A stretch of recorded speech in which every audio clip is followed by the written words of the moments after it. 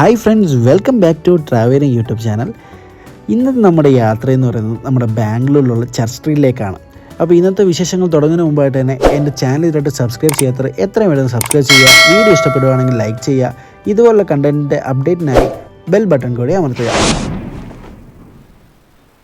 Once again welcome back to my channel. ഇന്നത്തെ നമ്മുടെ വിശേഷങ്ങൾ തുടങ്ങുന്നത് നമ്മുടെ ബാംഗ്ലൂരിലുള്ള MG റോഡ്, അതായത് മഹാത്മാഗാന്ധി റോഡിലുള്ള ചർച്ച് സ്ട്രീറ്റിനെ പറ്റിയാണ്.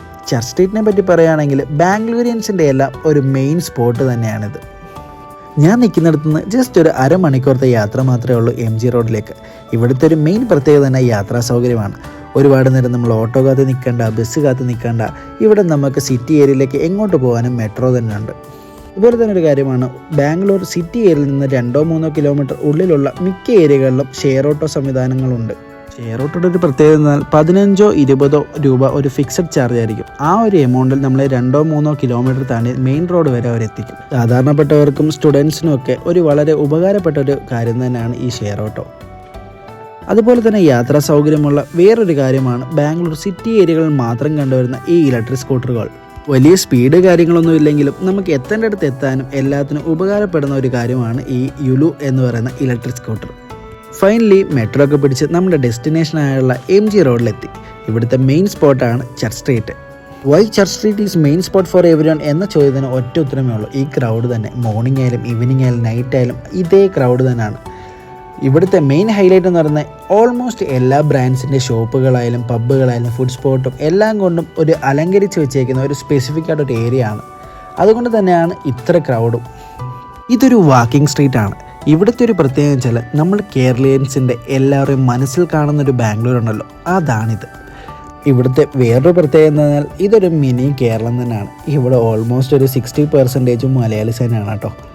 ഇവിടെയുള്ള കോളേജ് സ്റ്റുഡൻസും ഇവിടെയുള്ള എംപ്ലോയീസും എല്ലാവർക്കും ഫ്രീ ടൈമിൽ വന്നിരിക്കാനും നടക്കാനും എല്ലാത്തിനും പറ്റിയൊരു ഏരിയ ആണിത്. ഫ്രണ്ട്സൊക്കെ എത്തി കുറച്ച് നേരം നടക്കാനായാലും അല്ലെങ്കിൽ ഷോപ്പിങ്ങിനായാലും അല്ലെങ്കിൽ പബ്ബിൽ പോയി എൻജോയ് ചെയ്യാനും എല്ലാത്തിനും ഒരു പറ്റിയൊരു സ്പോട്ടാണ് ഈ ചർച്ച് സ്ട്രീറ്റ് എന്ന് പറയുന്നത് തന്നെ. This is the best place for singles എന്ന് ഞാൻ പറയത്തുള്ളൂ കേട്ടോ. കാര്യം വെച്ചാൽ വായി നോക്കാനൊക്കെ ഇഷ്ടംപോലെ സ്പേസ് ഇവിടെ തന്നെയുണ്ട്. കപ്പിൾസായിട്ടോ അല്ലെങ്കിൽ ഫാമിലി ആയിട്ടോ വരുന്നവർക്ക് പോലും പറ്റാത്ത കുറേ അവസരങ്ങളാണ് ഇവിടെ സിംഗിൾസിനുള്ളത്. ക്രിസ്മസ് ആകാറായതുകൊണ്ട് തന്നെ അത്യാവശ്യം എല്ലാ ഒരുക്കങ്ങളും ഇപ്പോഴേ ഇവിടെ തുടങ്ങിയിട്ടോ.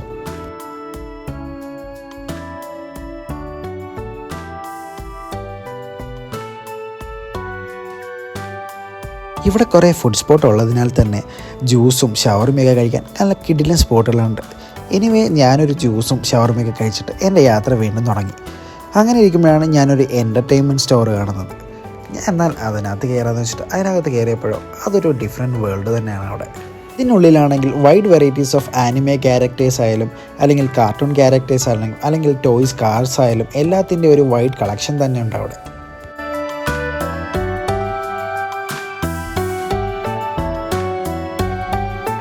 ടോയ്സ് മാത്രമല്ല കേട്ടോ, കാർട്ടൂൺ പ്രിൻ്റഡ് ടീഷർട്ടുകളും കീ ചെയിൻസും പിന്നെ ഫോട്ടോ ഫ്രെയിംസും എല്ലാം ഉണ്ട് കേട്ടോ.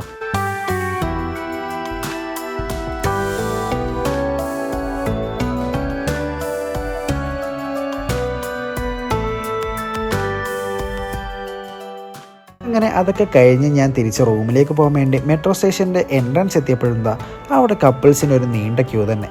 നോക്കിയപ്പോഴോ റെഡ് റൊമാൻറ്റിക് എന്ന് പറഞ്ഞിട്ട് ചെറിയൊരു റൂം.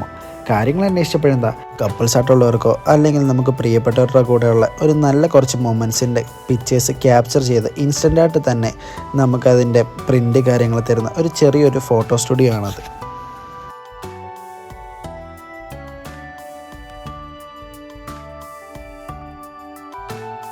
അങ്ങനെ ഫൈനലി ഇന്നത്തെ യാത്ര ഇവിടെ തീരുന്നു. ഇതുപോലുള്ള വിശേഷങ്ങളുമായി ഇനിയും കാണാം. അതുവരെ ബൈ ബൈ.